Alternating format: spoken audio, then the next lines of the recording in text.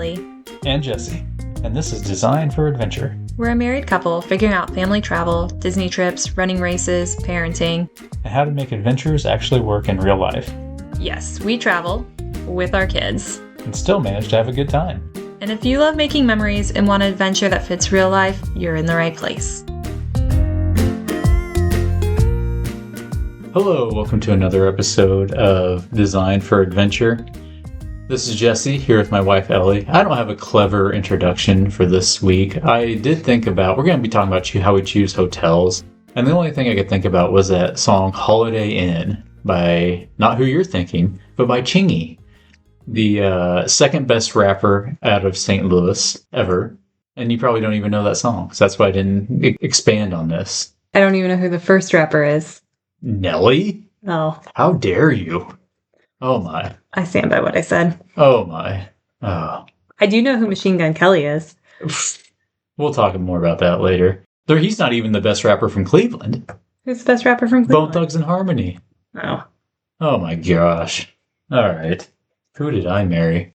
Alright, but no Chingy right there, Holiday Inn references. So let's dive right into this, Ellie. How do we choose hotels?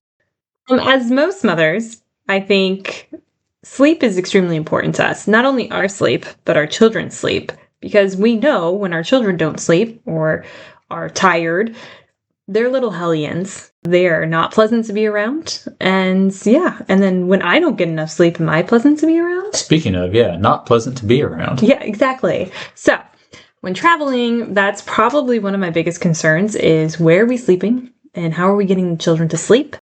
Because that's just a stressful time period. It's even at home. It's still who's putting who to bed argument every night.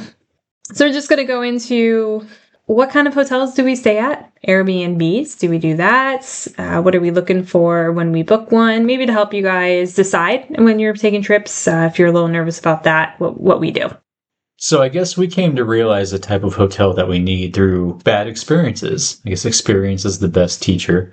One was in Ohio, in Cleveland, when our oldest would somebody let him fall asleep in the car, and then he was just awake and energetic until way past 10 o'clock, way past his bedtime.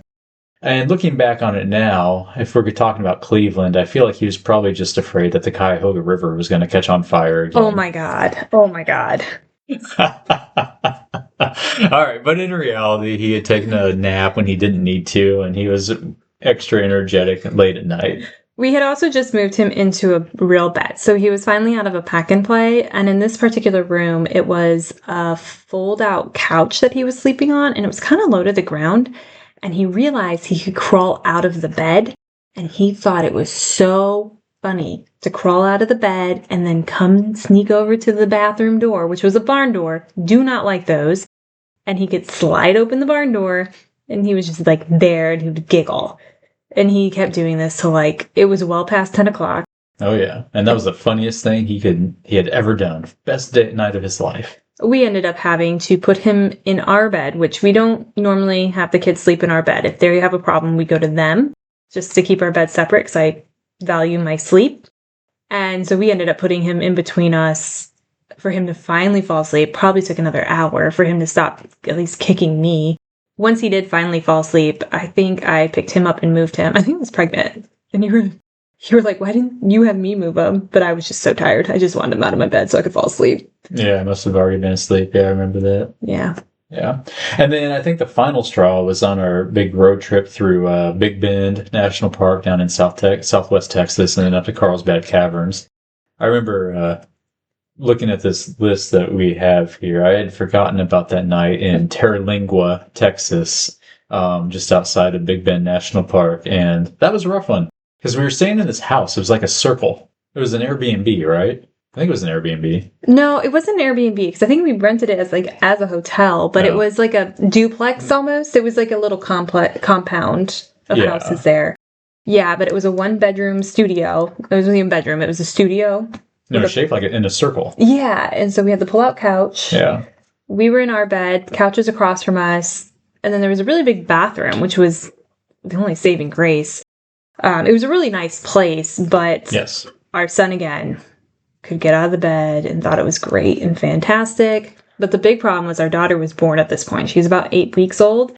So not sleeping great, still needed to be nursed maybe once or twice in the middle of the night. And I was breastfeeding, so it was all on me to do that. And I just remember sitting in the bathroom on a chair while you were putting our son to bed, and then you came in to the bathroom, and we both were sitting there in the dark. I'm nursing our daughter in the bathroom, trying to get him to go to sleep, and then her to go to sleep. And then we were, finally when he did, we all moved out to the bed. And then I was like nursing her in the bed, but it was loud and it was waking up our son. It was just... Well, and it took him forever to fall asleep, too. Yeah. That was the problem, because I remember I had to stay out there with him for a really long time, much longer than normal. We sat in that bathroom for like 2 hours. Yeah. It was terrible. That was not ideal. And we're like, we've got to find another way. And then we moved from there. We drove up to Carlsbad Caverns, and we were in a typical hotel room. And I remember we dragged a chair into the bathroom. Yeah. Like a big armchair, barely fit, just so I could sit in it and nurse our daughter again in the middle of the night and not wake you guys up. So it was quieter. But again, we were still sitting in there waiting for him to fall asleep. For a long time, yeah. And that was your typical 2-queen bed room. Mm-hmm. And then he finally did fall asleep. And then in the middle of the night, we heard this loud thud. And all of a sudden, this little voice pipes up and says, "I'm okay." And he had fallen off the bed. Just fallen off and just crawled right back in. Doesn't even remember it happened the next morning. But we were like, okay, we need to rethink this. We need to rethink this because this is not working for us and our family anymore. I wasn't sleeping much. And it was just affecting everyone, not in a good way. So we started looking for other options, and one thing that came up is Airbnbs. So we really like Airbnbs. They can be a bit pricey, so you have to be careful. And sometimes it's like the only option, really, when you're going in more rural areas or just... And you have a large number of people with you. Yeah, that does help.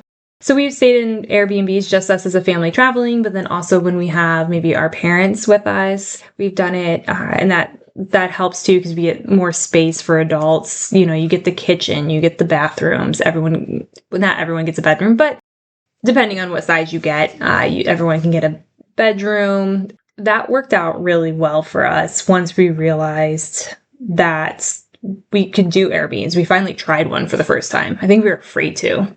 And we didn't have a reason to, I guess. No reason to be afraid. I don't know why we were, but I agree. It was more hesitancy. Yeah. And then once we started, we're like, hey, this is kind of cool. And it works out really well. But there are some drawbacks. Yeah, so there's no free breakfast, which sometimes you can get at the hotels. And then cleaning fees. Those are the things. Fees are insane. I know. You have to check those. You have to be careful. They've now changed the website since we started booking through Airbnb, where they actually add the fees now in the total price. So when you actually see it, you see the fees included. But before it wasn't. Until you checked out, you didn't see the $125 cleaning fee for one night. Well, the cleaning fee is ridiculous in the first place because they're going to have somebody professional come in and clean it after we're there anyway. So why the heck do we need to clean up after ourselves? Not that we would make a big mess or anything, but... Yeah, and they're asking us to, like, take out the trash or do the dishes, get the dishwasher started. I'm like...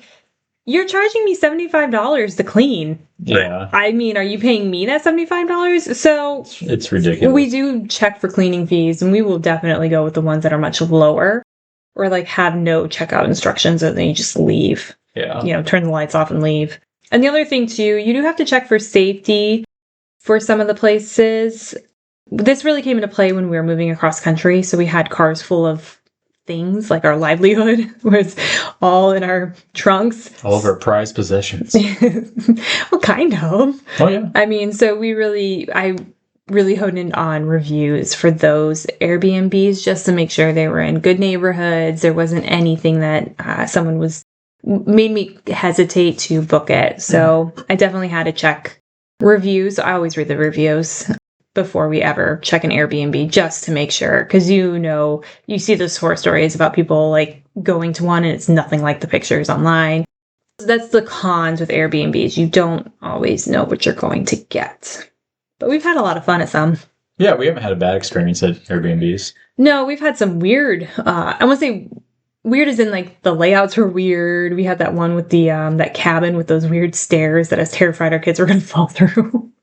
Is that Pennsylvania? Yeah. Oh, I see. Yeah. Yeah, That was a nice little cabin, though. I like that. That was fun. It had like a fun fireplace. Yeah. And land they could explore. That's fun. Yeah, so we've had some really fun Airbnbs though. But I believe it was your mom introduced us to the game changer. Residence Inns. Indeed. We love Residence Inns. Absolutely love them. We look for them first wherever we are going, mainly because you can get the 1-bedroom or 2-bedroom suite there. And sometimes they're cheaper than Airbnbs depending on what city you're in. Yeah, they typically aren't super expensive. No. You can get good deals. If you have Marriott reward points going through Marriott Bonvoy, you can maybe get some good deals that way. Credit card points too. We love them. And one of the biggest things is because the free breakfast. I mean, our kids love the waffles.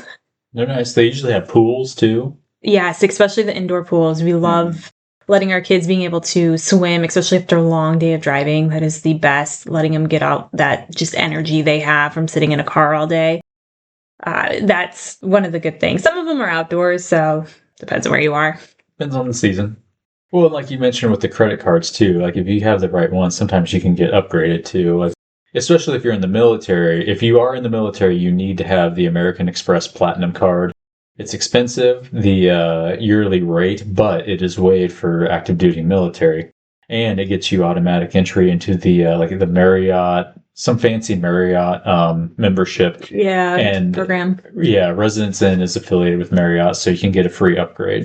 But the other thing is, I got in trouble with this once. I forget where we were. Yeah, I can't remember. But I went to check in to the Residence Inn that we were staying at, and the lady at the front desk asked me if I wanted an upgrade. And I was like, yeah, sure, that's cool. And we went from having the king suite that we needed because we needed the 1-bedroom. The 1-bedroom because we need the extra room with the 2 kids. And she upgraded me to like a nicer room, but it didn't have the spare room. No, there was no door. It was just like no door, half wall or something between the bed and like the living area. We need that door. Yeah. Like we need the door. So that was a mistake, and I felt really bad because I had to go back to her and it's like, hey, I'm sorry, I messed up. We need a door.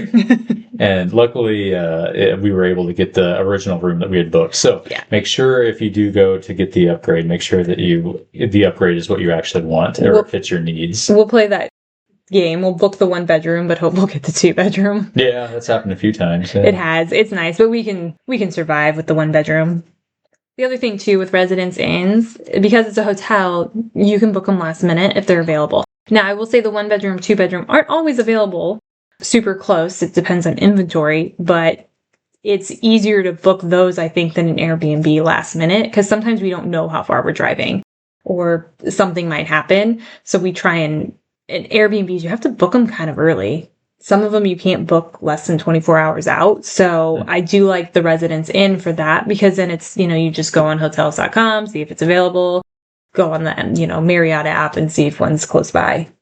That is one other nicer thing too with the Residence Inns. Now, I will say there are other hotels that do have 1-bedroom suites like Residence Inns. So you kind of have to look for them though, because they're not always obvious. Yeah, because the hotel we just stayed at in Gettysburg was not a Residence Inn. No, but it had the 1-bedroom. We stayed in a 1-bedroom suite. It was a nice one too. Sometimes they're called like different thing, like suites, like presidential suite or something. Yeah, we got the presidential suite. So you have to like look at the rate, see if it's worth it for you for that bedroom and the door. And then sometimes they're just like they have a couple of them. Sometimes a lot. Like I know there's like Sonesta Suites here in Charlottesville has the 1-bedrooms. We stayed at one in Charleston too. That was in Residence Inn. Right. That was like a courtyard. I think so. Yeah. So really, sometimes you just have to look. You just have to do a little research. We're not afraid to call the front desk to the hotel and ask to make sure that what we're seeing online is accurate because we've been burned before. Well, let's clarify there. You are afraid to call and you make me call instead. Yes, I do. Yes. I will order pizza online on the phone. Oh, but I don't want to talk to people. Yeah, well done. All right. I'm a millennial. Well, so am I. like I said, we have been burned by the one bedroom because some things will say they're a one bedroom suite, but you get in there and there's no door. This happened when we went to Virginia Beach, remember? No, yeah. So it worked out, but the way the room was designed, you walk in, there's a bed, and then past the bed, there's like a little kitchenette and bathroom, like a little hallway, and then the second bed. And they called it a one bedroom suite, but in reality, it was just the two beds were divided by a bathroom, but there was no door. You could hear and see everything between it. Thankfully, we had the slumber pod, so it was okay. That worked out in the end. I think our son had to wear my headphones at night because we watched TV until our daughter fell asleep. So we made it work, but it was, wasn't what I was expecting. So you mentioned slumber pod, and you have it here on our agenda to talk about. What on earth is a slumber pod? What are we talking about? The tent. Oh, the tent. Yeah. That's a slumber pod? That's called a slumber pod, yes. Oh. Now, we don't have a slumber pod because they're ridiculously expensive and they are ridiculous to put together. We have like a knockoff version. Huh. I thought it's... Okay. I don't know what... Okay. All right, cool. Yeah, it's like a tent that goes over the pack and play. So... this is the one thing I wish I would have bought so much sooner. I wish we would have bought this with our son, and I hesitated because of the price. And I think I even remember I told you I wanted to buy this back right before I did. And I don't know, you were like, why do we need that? And now you're like, yeah. No, come on. That makes it so much easier to put both kids to bed. Yes. You just don't want to admit that buying something was a good idea. I can admit when I'm wrong. I feel like we would be just fine without it, but I will say that it probably helps a little bit. I don't know. I think we could also get by without it, but... no. It really helps. Because it's like a big tent. It doesn't like cut the sound, it muffles it, but it darkens everything. It really does make putting the kids to bed so much easier, especially when you only have like the one bedroom. We're not doing like an actual like everyone has their own room. True. Because it like separates. Our son can't see her, so he's not going to mess with her. Right. And that's one of the big things. It's an important thing. Yes. And then it allows us to like move around out there while she's asleep. Because like it doesn't, like I said, it's not like soundproof or anything, but it does help. And we don't use sound machines or anything like that. Yeah. We're pretty minimal when it comes to bedtime. It's 3 books in bed. You're going to say pretty minimal, 3 books in bed into a pack and play with a soundproof tent over her. It's not soundproof. I just say soundproof, but a blackout tent. A blackout tent over her. That is okay. Could be a lot worse. It could be worse. All right. I think that's pretty good. All right. But I'm just saying it's not real minimal. Yes, but this is the one thing. If you are hesitant on buying a slumber pod or like a knockoff, do it. I think the knockoffs are better because usually they're like a one button type thing. The slumber pods you have to put together. Oh my God, I hated one. We had one at Disney. I hated it. But I needed the tent. What are the prices on that? I don't even know what you paid for that. The slumber pod was like well over $100, almost $200. The one I bought was like $75. Oh, okay. So you get a knockoff one for a good price. Yeah, I'll try and find the one we have or something similar because we did buy it several years ago. I'll put it in the show notes so you guys can see it. But it is, it's like a one-click thing. You still haven't figured out how to do it. That thing drives me crazy. It's so easy. I disagree. I've showed you a million times. Yeah, it doesn't work. It does work. It works for you. It doesn't work for me. I don't know. But yeah, that's always your responsibility to put it up and take it down. And it's very quick once you've figured it out. Well, it did Apparently is beyond me. Yeah, it did take like the first time. It did take a learning curve real quick. But it really does make putting everyone together in one room a lot easier.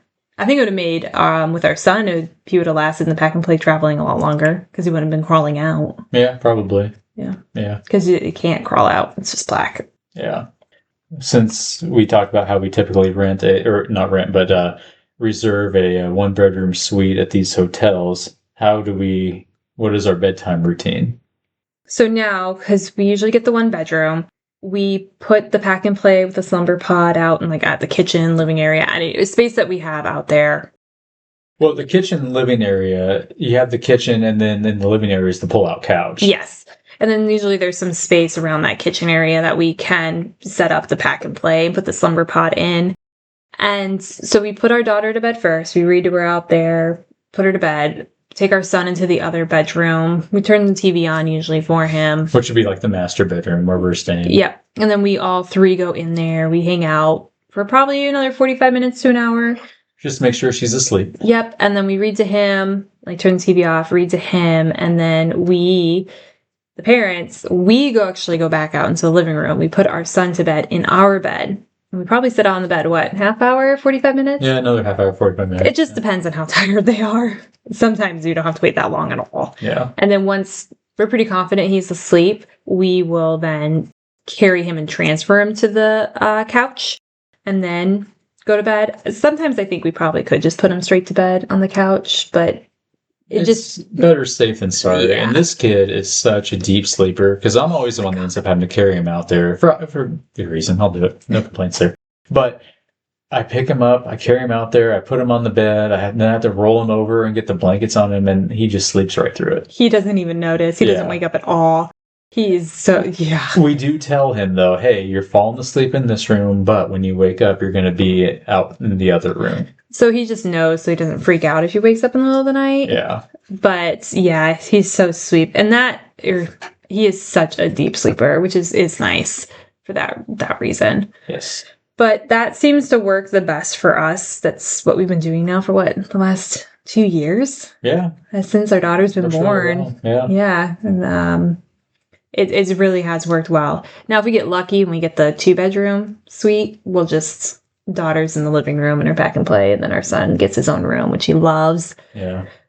When it was just us and our firstborn without our daughter, we would usually get remember we'd get those Best Western extended suites that had the living room and the bed, and we would tuck him in the bathroom or the closet or behind a half wall. Well, we didn't even have to get a suite for that because we just get a standard hotel room and then put him in. If there was a little hallway to the door, we'd put him there, or typically he ended up in the bathroom. Yeah, we put him up against the sink. Yeah. If there was an alcove, sometimes there was the closet we could halfway stick them in so we keep it dark. There were other times too when the curtains were long, we'd stick them in the corner and put the curtains around him. Yeah. So around the pack and play to kind of separate. So it kind of made a tent in its own. There was one time we did put a blanket over him. We did that a few times. Yeah, over the pack. But we moved it back. We were trying to darken it and get him not seeing us because that was the problem. It was too light in the room or something. Well, and especially in the summer when the sun rises earlier in the morning and he's waking up with the sun, and we are wanting to sleep in longer, so we wanted to make his pack and play a little darker. Yeah. But he quickly figured out he could just pull the blanket off and surprise, 6 o'clock in the morning. Hey, I'm awake, guys. What do you want to do? He loved doing that. And we would just look up and over, and we would just see him staring over the pack and play with the biggest grin on his face. It was adorable. But at the same time, we're go back to bed, kid. It's adorable looking back at it now, but very frustrating at that point. Yes. So we just got creative. We would find little nooks and crannies in hotel rooms. I remember, especially for Airbnbs, now, I always look at all the pictures to see where we can tuck the kids away. That sounds terrible, but important. It is important. And then for the hotels, I would just all the pictures they would have available. I would look, and the ones I could tell where we could put the pack play are the ones I usually picked. Yeah. So one other thing too is if you are going to some kind of resort that has balconies, those are actually really nice. So I talk about at Disney, but we also went. I had to get the Disney reference in.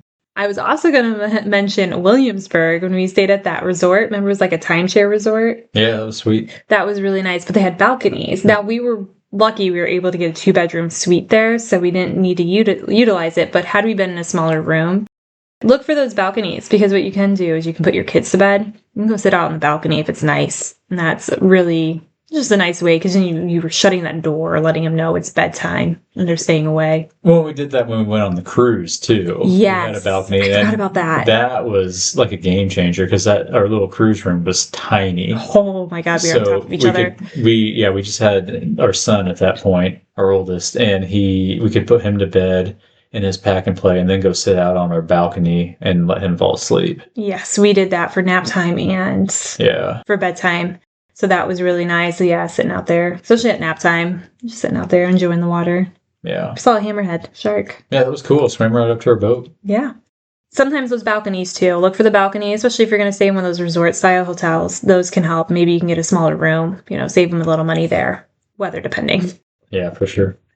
I think when it comes down to it, though, like we talked about earlier, you're on vacation and traveling with kids is stressful enough as it is. So you want to make sure you're getting a good night's sleep, because if you're not sleeping well, then it's just going to add to the stress. So if you have to spend a little bit more to get like a 1-bedroom suite at a Residence Inn or on an Airbnb, I think it's totally worth it.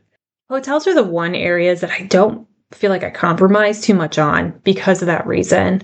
Messing up your sleep can mess up the entire trip. If people aren't sleeping well, the trip's going to go south quickly. And so that is the one area when it comes to a trip, that's where I'll spend the bulk of our money. And that's what that's really the most important thing to me, I think, is our hotels. Yep, for sure. Well, anything else on this topic? Anything you want to talk about the Cuyahoga River catching on fire anymore, or anything else about hotels? I'm going to throw you in that river. Hopefully it's not on fire still. So pray it's not still fire. All right. Well, I hope you enjoyed this episode. And if I'm still alive next week, we will talk to you then. Thank you. Bye. Thanks so much for listening to Designed for Adventure.